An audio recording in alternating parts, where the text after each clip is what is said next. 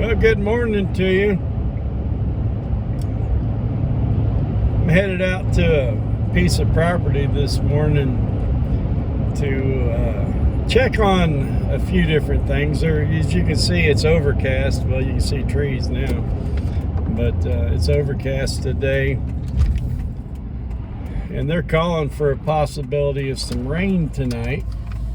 So I got a little bit of seed that I want to try to get on the ground before any rain comes in. And as you may recall, we did a video on a mock scrape the other day that I wasn't able to finish because I forgot to bring the rake, and we're going to go up and finish that. And also I went by Hearst to pick up some trail cam mounts, and they were out of the particular one that I like. These here are more rigid. They don't adjust for your elevation very well. Windage left and right, you can move those pretty easily just by loosening the screw.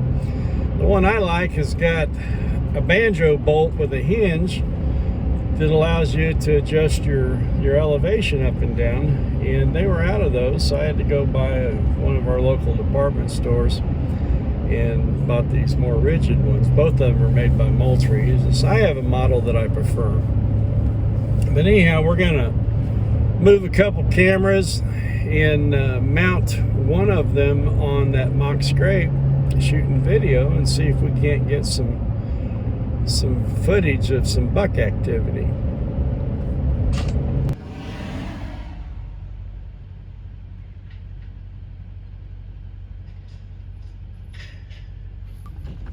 Driving around through here the other day on the tractor, I was on another one of my killing sprees, but as I was driving around, I got to looking at the leaves, some of the young tender leaves on these trees, and the damage to them.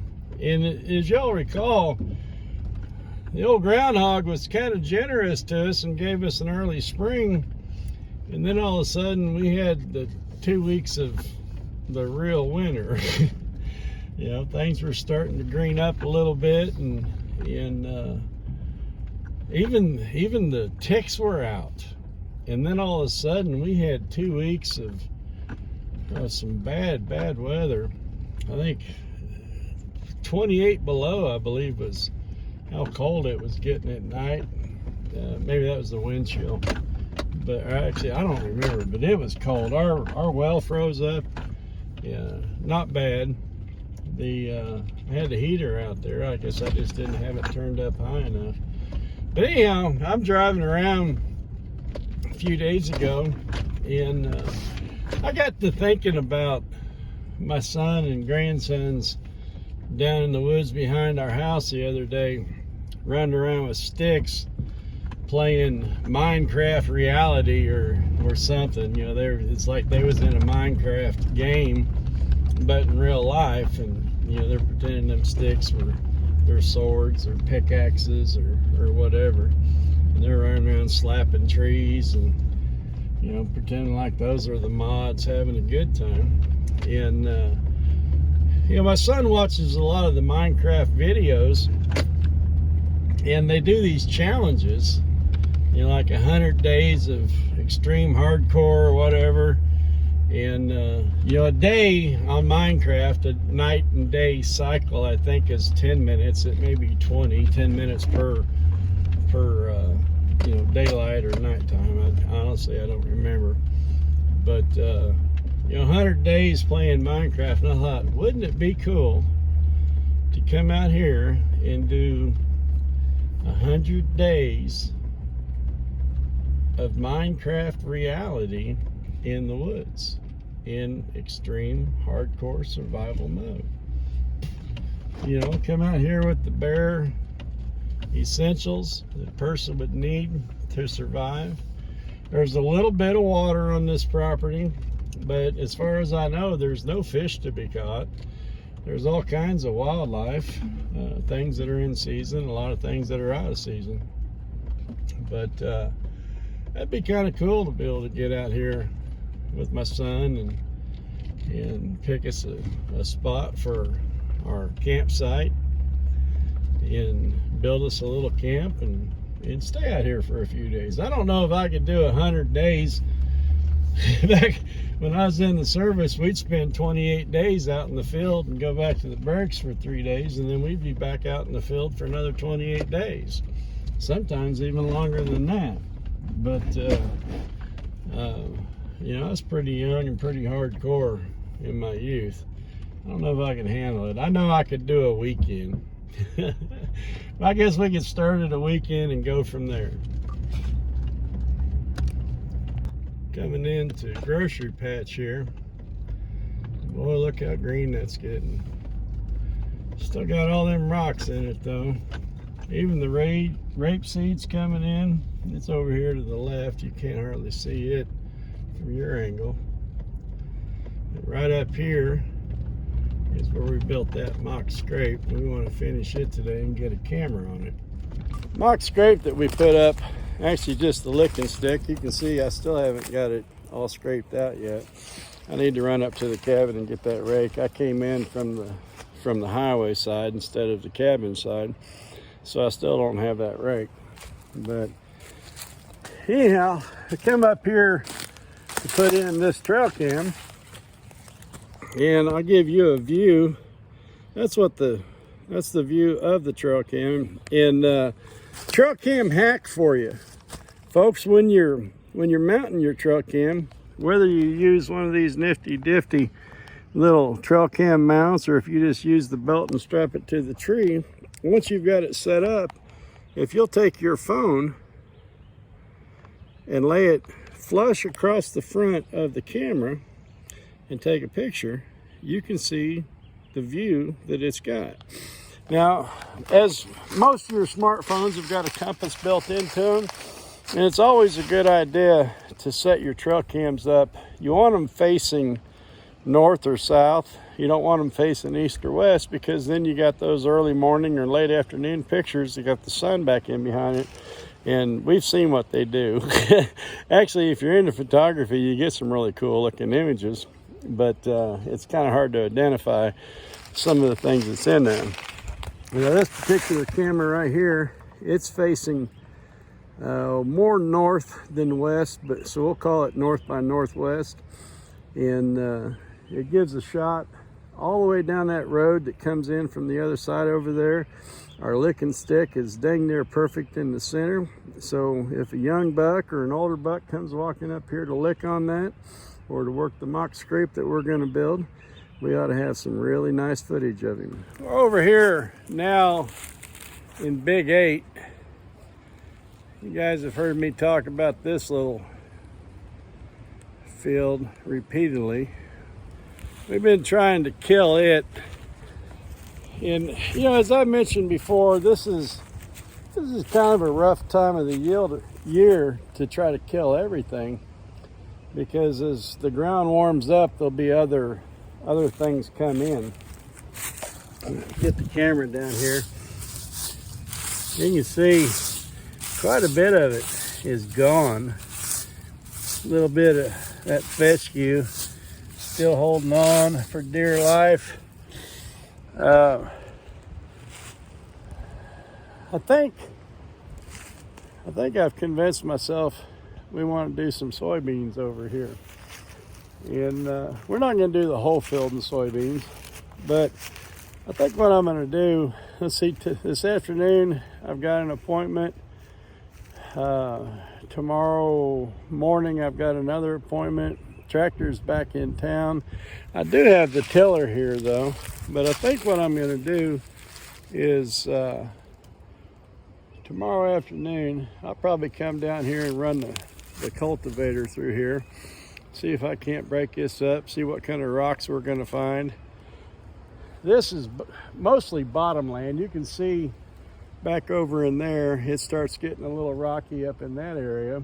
And I know up there where those little cedar trees, it's a little rocky up in there. But down here in this bottomland, I think that we ought to have some pretty good soil down underneath all this dead stuff. But I'm gonna run the cultivator through here, break it up a little bit, this will be the last time we do that down in this field. I may even run the tiller down in here. I'm not really sure. We'll have to see what happens. Now, I do know that I've got some holes over in that area that I want to try to get those smoothed out a little bit. This is actually a travel corridor, another one of those that we've discussed repeatedly. Travel corridor running right through the middle of a feed plot, and you know how much I hate that. But anyhow, what I might end up doing is breaking this over, use the road as a break point and bust it in half. Do some soybeans down in this area because it'll get nice water, and then maybe up in that area we'll do something different. I really had no intention of going down this trail today.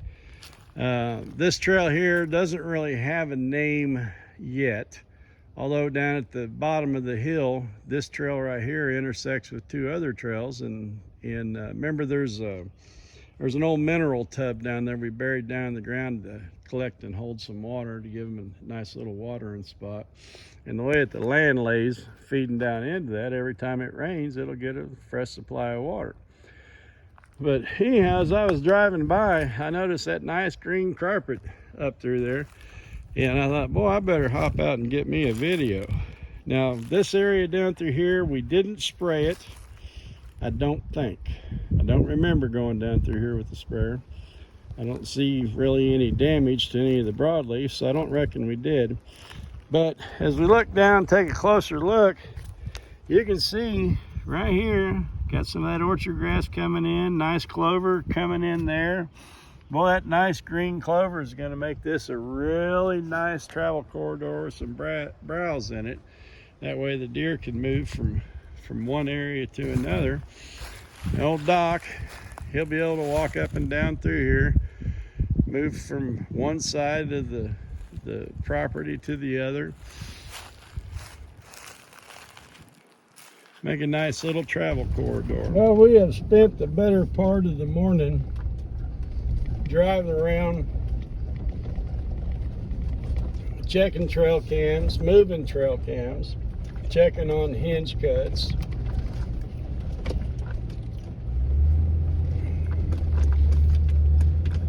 Finishing up those mock scrapes. If your memory's like mine, you don't remember me forgetting to bring the rake the other day. But it was up at the cabin, so I had to run back up to the cabin and then circle back around. Ugh. It's a little bumpy down through here. The guy that works on the roads hasn't been over here yet. I do need to go home and get the bush hog and the grater blade, get it loaded up on the trailer with the tractor, get those things moved out here. But thanks for spending part of my day with me.